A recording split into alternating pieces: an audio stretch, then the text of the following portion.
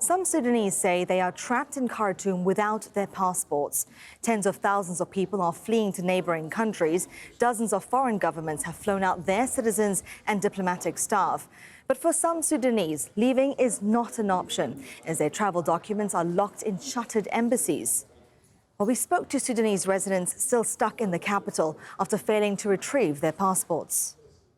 By the end of March, I have applied for a study visa to South Africa. And by the date of 18th of April, after 3 days of war starting, most of diplomats and different embassies staff were evacuated. So I couldn't reach my passport, so I can't go anywhere. I didn't get any response from the embassy, no announcement, no phone calls, even no direct messages. I applied for the Schengen visa at the Swedish embassy in Khartoum. I didn't get my passport back because the staff simply up and left with complete disregard to the situation. It's not just me, there are hundreds of us in different EU embassies.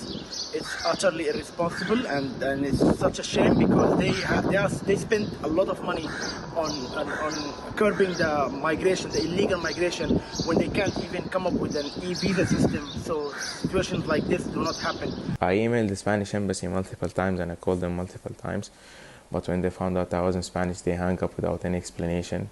Me and my family were forced to leave our house in Khartoum as it was no longer safe. My family scattered. Me and my brother came to Port Sudan, but he got on the ferry to Jeddah.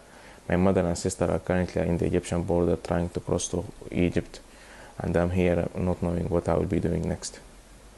Well, as you can imagine, a lot of people are trying to figure out what's happening with their papers. Some are contacting governments on Twitter. The Dutch Foreign Ministry recently replied to a visa query confirming that a number of Sudanese passports had been left behind at the embassy. It advises people to apply for a new passport with local authorities. Another criticism of foreign governments is automated responses. Dozens of people are sharing their frustrations online as well. Now, some countries are trying to work around those changes on the ground. The Swiss embassy says it's working hard to find options for people to collect their passports. And the Chinese embassy says Sudanese residents can now collect their documents in Khartoum. Now, with so many people in limbo, you may be wondering, what are the legal implications? Sudan has signed a number of treaties, including the International Covenant on Civil and Political Rights.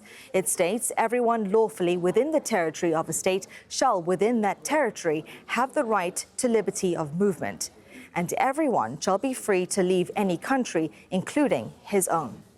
Rights groups say governments can be held liable for not doing enough to return passports to visa applicants.